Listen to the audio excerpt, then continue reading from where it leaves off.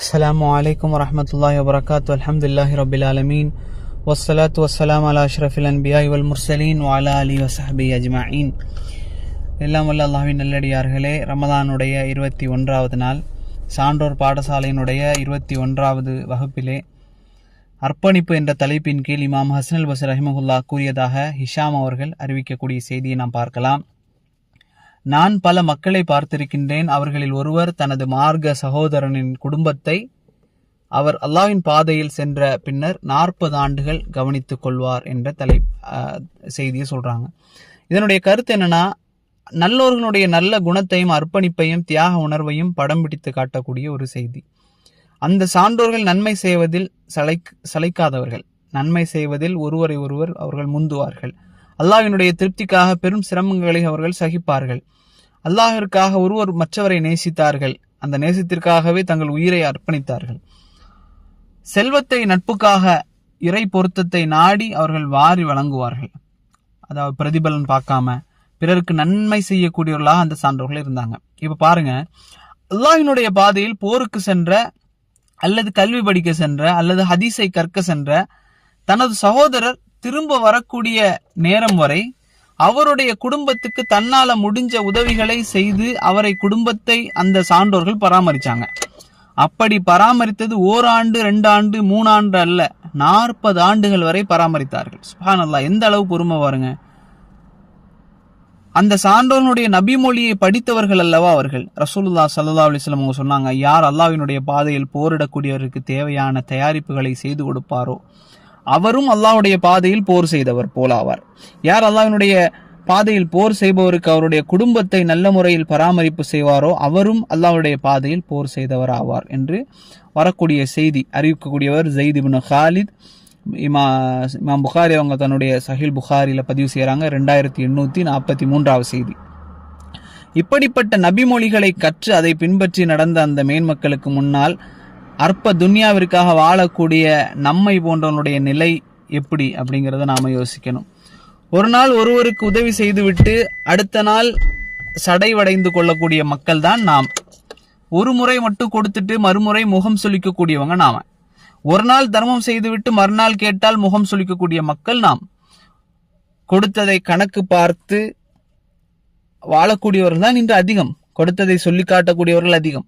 சகோதரர்களையும் நண்பர்களையும் புறக்கணிக்கக்கூடியவர்கள் அதிகம். உள்ளத்தில் அல்லாஹ்வின் அன்பை மட்டும் வைத்திருக்கக்கூடிய அந்த சலஃபர்களுடைய உள்ளத்தில் அற்ப துன்யாவுக்கு எந்த மதிப்பும் இல்லை, இருந்தது கிடையாது. உயிரையே அல்லாஹ்வினுடைய பாதையில் அர்ப்பணிக்க துடித்த அந்த மேன்மக்கள் இந்த அற்ப சுகத்துக்காக அற்ப உலக செல்வத்திற்காக அவர்கள் இருந்திருப்பார்களா? மறுமைக்காக வாழ்ந்த அந்த உத்தமர்கள் இந்த உலகத்தை மதித்திருப்பார்களா?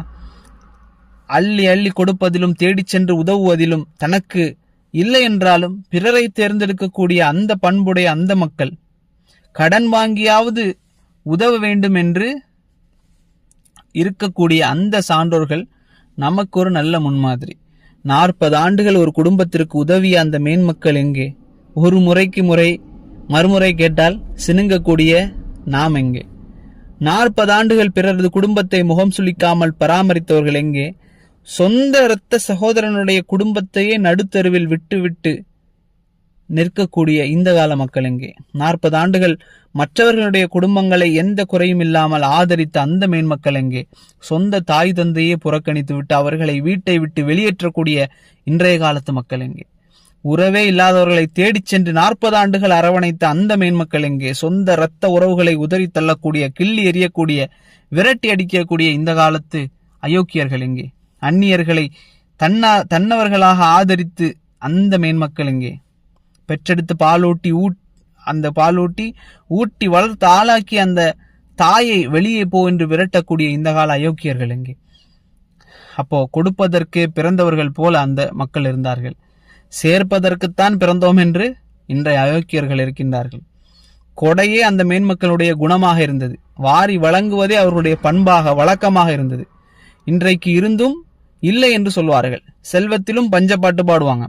வசதியில் இருந்தாலும் வறுமையை போல நடிப்பாங்க. ஏழைகளை பார்த்தால் அவங்க என்ன செய்வாங்கன்னா ஓடிடுவாங்க. வறியவர்களை பார்த்தால் வாயை மூடிட்டு போயிடுவாங்க. அதே போல மிஞ்சியதை கொடுக்க கூட மனம் அவர்களுக்கு கிடையாது. உண்டு மிஞ்சியதை குப்பையில் கொட்டுவாங்களே தவிர கெஞ்சக்கூடிய மனிதர்களுக்கு கொடுத்து பசி போக்க மாட்டார்கள். தங்களது சொகுசுகளுக்கு கோடிகளை செலவழிப்பார்கள்.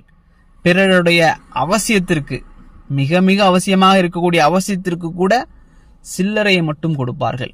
உலகத்திற்கு என்றால் எல்லாம், ஆனால் மறுமைக்கென்றால் மிஞ்சியது கொடுத்தால் போதும் என்பது போன்று இன்றைக்கு நாம் இருக்கின்றோம். அப்போ நாம் அந்த அயோக்கியர்களுடைய கூட்டத்தில் ஆகிவிடக் கூடாது. யா அல்லாஹ், எங்களை இந்த துன்யாவினுடைய மோகத்தை கொண்டும் செல்வத்தினுடைய பேராசையை கொண்டும் எங்களை நீ சோதித்து விடாதே. கொடுக்கக்கூடிய மனதை எங்களுக்கு கொடு, உதவக்கூடிய உள்ளத்தை எங்களுக்கு கொடு, பிறரை பராமரிக்கக்கூடிய பக்குவத்தை கொடு, இல்லாதவர்களுக்கு இன்முகத்தோடு கொடுக்கக்கூடிய உள்ளத்தை எங்களுக்கு கொடு. சொர்க்கவாசிகளில் எங்களையும் ஆக்கி வைப்பாயாக. ஹாதா மா இந்தி வல் இல்மு இந்தல்லாஹ் வகூலு கௌலி ஹாதா வஸ்தக்ஃபிருல்லாஹி லி வலக்கும். அஸ்ஸலாமு அலைக்கும் வரஹ்மத்துல்லாஹி வபரகாத்துஹு.